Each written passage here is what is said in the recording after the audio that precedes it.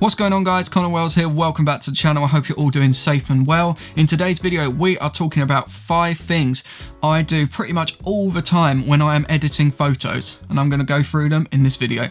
Let's roll the intro.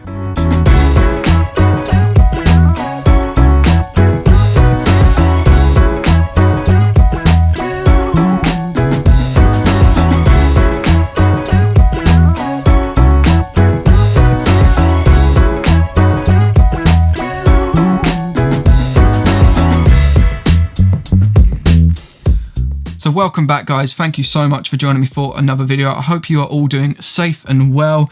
Hope this pandemic, this 3rd, 4th, 5th, 6th, however many it is, hope the lockdown is treating you okay. If you're a photographer, I really do hope you're still being able to get out and shoot, because yeah, that sucks not being able to shoot. Luckily here in England, this lockdown doesn't actually affect my job, which is a right result. But let's get into what we're actually talking about in today's video, and we are talking about 5 things I do pretty much all the time when I'm editing photos.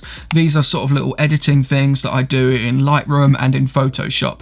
They're pretty simple to do. I am far from the best editor in the world, but these are just things that, you know, I like to add and do to my photos to give them a little bit of an extra pop, a little bit of an extra look to them. So let's start with number 1. Number 1 is brushing over people's hair. Not brushing people's hair. Well, it is sort of brushing people's hair, but brushing over people's hair. If somebody's got long, sort of brown, blonde, you know, brunette hair, I like to go over it with the brush, add a little bit of saturation, brightness, contrast, and texture to it. It really just makes the hair stand out from the rest of the background and the face, especially if the person's being backlit, or, you know, you have some sort of light from behind you. So I really love to do that. I've done it in this photo here, and this photo, and in this photo as well, and it just makes the hair stand out a bit. The second thing I do when I'm editing photos is replace the sky. Sometimes, you know, the weather's just not there with us. As photographers, we rely on the weather quite a lot, and sometimes it's just not going to be our day. But that's where Photoshop have come in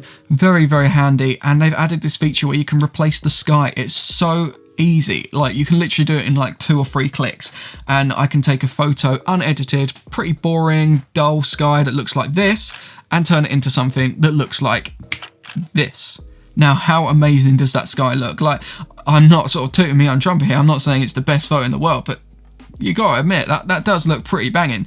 And if you're planning to do a shoot where you want like a really epic, amazing sunset, and the weather's pretty grey and cloudy, then you can replace the sky and add in your own sunset. Yeah, it's a bit cheating, but you know, you gotta make do, and I think it's a great feature that Photoshop have added, and this is something that I do pretty much all the time. The next thing I do is add a radial gradient. Now, what is that? It's sort of like drawing a circle around something, and it affects everything in the circle. But what I do, this is a tip I learned from Peter McKinnon, is you invert the radial gradient, and it affects everything outside of the circle. So if I've got an amazing portrait, or a really cool landscape, or a product photo, a flat lay or something, I draw a radial gradient around the photo, invert it, and then drop the brightness. That really draws your eye to the subject. It really draws your eye to what is in that circle. Obviously, don't make it too harsh. Don't drop the brightness so much that you can see the outline of the circle or oval, but do it nice and subtly, and it will really draw your eyes to something. Like this photo, for example, I added a radial gradient. Everything is sort of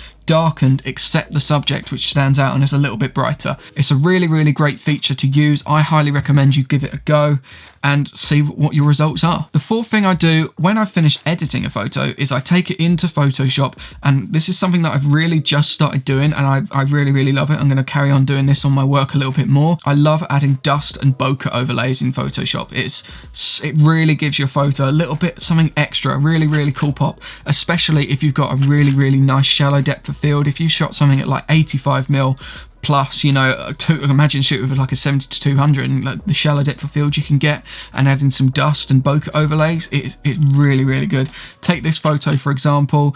Yeah, the photo looks pretty good as, you know, as a portrait itself, but then when I added the dust and bokeh overlays, it just gives it something extra, and I really love this feature. And the last thing I do is crop photos for Instagram. This is pretty simple, but not many people know it. Some people still post on Instagram as squares, some people post it as landscapes. Occasionally, sometimes, if I think I've taken a really cool landscape photo and it does need to showcase the entirety of it, then yeah, I'll post it. But we want to take up as much real estate of the screen as possible, and the maximum output for that Instagram allows is cropping the photo 4:5. So I will pretty much crop anything that I want to post to Instagram to 4:5, and this is a really good thing to do, especially when you're posting carousels, because you want all those photos to look the same. So those are the 5 things that I do pretty much all the time when I'm editing photos in Lightroom and Photoshop. If you'd like to check out my Lightroom presets, please head over to connorwells.com. Check them out. They're the first preset pack I've ever released, and these are what I use when I'm editing my photos. Thank you so much for watching. I hope you enjoyed this video and got a little bit of value from it. Let me know any photo editing tips that you use when you're editing photos, whether it's in Photoshop or Lightroom or whatever software you use. Don't forget to like, share, comment and subscribe. Thank you very much for watching. Stay safe and have a great day. See ya.